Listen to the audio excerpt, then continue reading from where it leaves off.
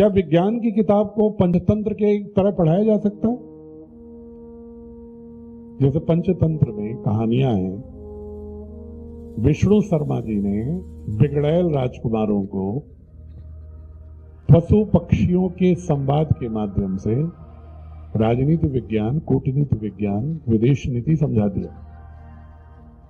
क्या विज्ञान के कॉन्सेप्ट भी इस माध्यम से पढ़ाए जा सकते हैं? क्या कहीं कोई पुस्तक देखा आपने? हमारी पुस्तक लीजिएगा, आपको मिलेगा कि पशु पक्षियों के साथ, मनुष्यों के साथ संवाद करते हुए साइंस के गूढ़ विषयों का कैसे बच्चे मनोरंजक ढंग से बोध कर लेंगे, रटना नहीं पड़ेगा उन्हें। जैसे एटमॉस्फेयर के बारे में बताना है तो हम डेफिनेशन नहीं बता रहे हैं एक चार्ट बना के लेयर लेयर करके,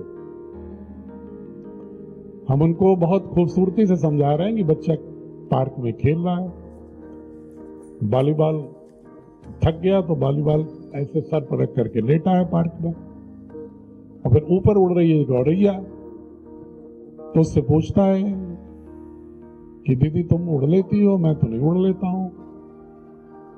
फिर गौरैया उसको विज्ञान की भाषा बताती है कि हम क्यों उड़ लेते हैं, अपने पंख की डायनेमिज्म बताती है, अपने ऑक्सीजन कम होने पर भी जी लेती है, ऑर्गेनिज्म बताती है, आम भाषा।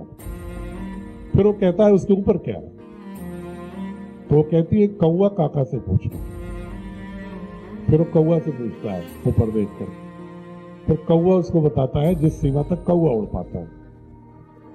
फिर कौवा से भी पूछता है आगे क्या, फिर कहता है आगे गरुड़ पक्षी है ना, उससे बात करो। फिर और ऊपर देखता है तो गरुड़ उड़ता दिखता है, उससे बात करता है।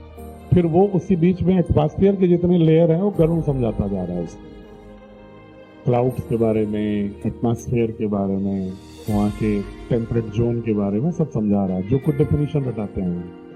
फिर वो कहता है इसके ऊपर क्या है, तो कहता है गिद्ध से पूछो, वल्चर से, वो बताए। तो फिर उससे पूछता है कि हमसे दोस्ती करोगे? बोला क्यों दोस्ती करना चाहते हो? बोला तुम उड़ के जाते हो ना, तो उधर हेवन भी है, हमारे दादा कहते थे, तो कुछ बताओ ना ऊपर क्या है। तो कहता मैं आ रहा हूं, तो नीचे आके उतर के उसको बताता है कुछ चीजें। फिर वो कहता है उसके ऊपर क्या है, तो कहता है उसके ऊपर तो मैं नहीं जा पाता। तो बच्चा पूछता है फिर कैसे करेंगे? तो वो कहता है मुझे तो नहीं मालूम, फड़फड़ा के पंख उड़ता है, एक अखबार बच्चे के सामने आता है उड़ के, उसके पंख की फड़फड़ाहट से, उस पर फ्रंट पेज पर लिखा है चंद्रयान 3 की सफल प्रक्षेपण। ये संकेत दे रहे हैं बच्चे को कि उसके ऊपर जाना है तो तुम्हें स्पेस साइंटिस्ट बनना होगा और जानना है।